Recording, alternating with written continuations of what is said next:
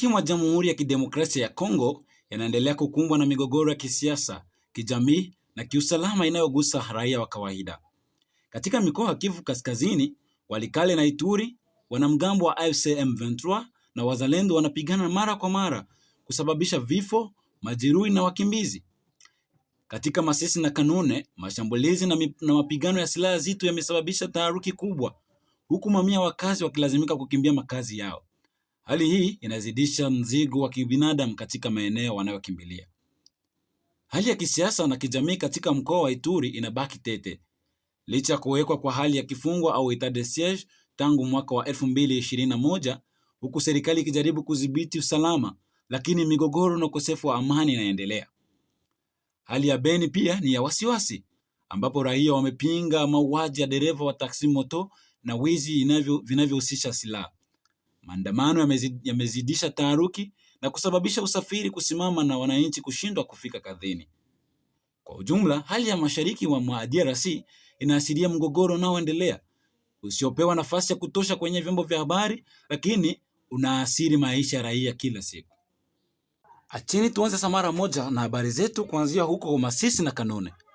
Mapigano makali yameripotiwa mapema asubuhi ya leo Jumatatu tarehe 23 Machi mwaka wa 2026 katika kijiji cha Kazinga kilichopo katika sekta ya Oso Banyungu, eneo la Masisi, mkoa wa Kivu Kaskazini, mashariki mwa Jamhuri ya Kidemokrasia ya Kongo.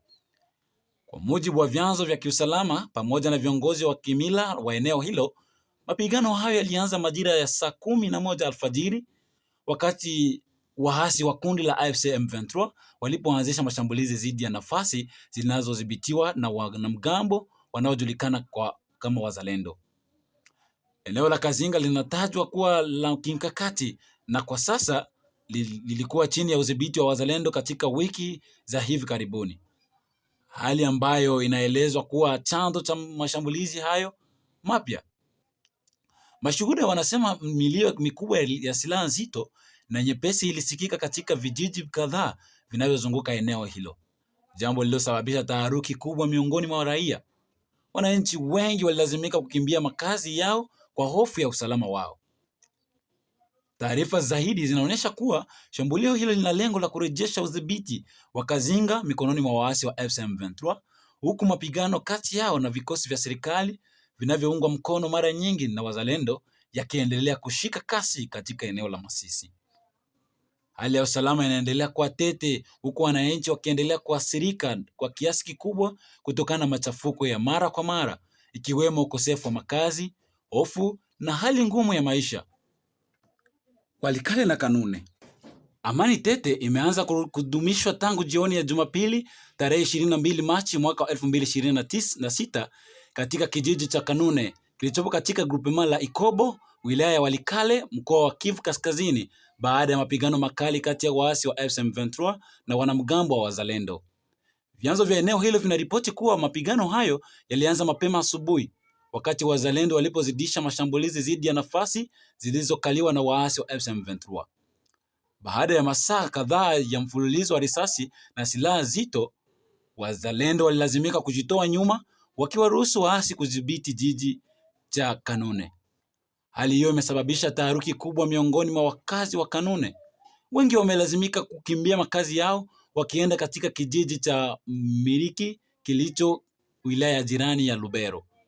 Harakati za wakimbizi zimeongezeka hasa baada ya hali kutulia mwishoni mwa siku. Shuhuda wanasema kuwa familia nyingi zimekimbia bila kuchukua mali zao muhimu, jambo linaloongeza hatari kwa maisha yao. Idadi kamili ya wakimbizi bado haijajulikana kwa sasa. Ongezeko hili jipya la wakimbizi linaweza kuzidisha mashida ya kibinadamu katika maeneo wanayokimbilia, ambayo tayari yako chini ya shinikizo kutokana na kuongezeka kwa idadi ya wakimbizi wanaokimbia vurugo zinazojirudia katika eneo hilo. Kutokana na ongezeko ya idadi ya wakimbizi wanaokimbia vurugo zinazorudia katika eneo hilo. Acheni tuende huko Ituri. Hali ya kisiasa na kijamii katika Jamhuri ya Kidemokrasia ya Kongo inabaki kuwa kama mgogoro uliosaulika au ambao hujazungumzwa sana kwenye vyombo vya habari, licha kuendelea kuua raia wengi. Mgogoro huu pia umefanya hali ya kibinadamu kuwa ya wasiwasi kubwa, ikihusisha idadi kubwa ya wakimbizi na waathirika. Tangu mwaka wa 2021, mkoa wa Ituri umewekwa chini ya hali ya kifungwa au etat de siege, ambapo usimamizi wa kiutawala na operesheni za usalama unafanywa na mamlaka za kijeshi.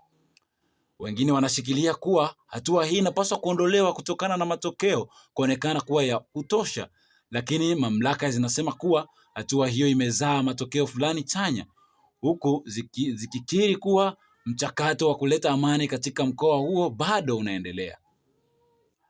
Beni. Leo Jumatatu tarehe 23 Machi mwaka 2026 imefanyika siku bila taksi moto katika kijiji cha Beni, mkoa wa Kivu Kaskazini, kama ishara ya kupinga mauaji ya dereva mmoja wa taksi moto. Tukio hilo lilitokea usiku wa Ijumaa hadi Jumamosi tarehe 21 Machi mbele ya nyumba yake iliyoko katika seli ya Kageimbi, kata ya Kongolio, jimbo la Mulekera. Kutokana na maandamano haya, usafiri umesimama katika barabara kuu za jiji.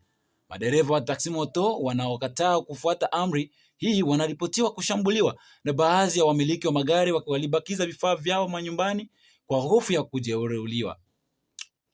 Hali hii inasababisha wananchi wengi kushindwa kufika kazini.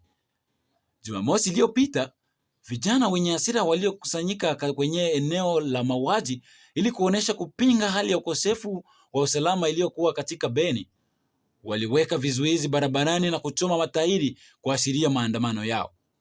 Wiki iliyopita, vijana wawili waliodhaniwa kuwa wezi waliouawa kwa risasi katika usiku wa Ijumaa hadi Jumamosi tarehe 14 Machi katika kata ya Matonge, wilaya ya Mulekera. Vyanzo vinasema kuwa walipigwa risasi na wanajeshi wa FARDC baada ya majambazi kujaribu kuingilia nyumba yake wakiwa na silaha.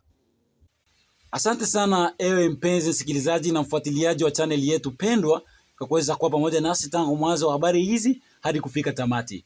Asante sana na usikose kufuatilia habari zingine zijazo na kutoa maoni yako kwa kuweza kufuatilia habari zinazoendelea huko kaskazini na Sud Kivu ya Republique Democratique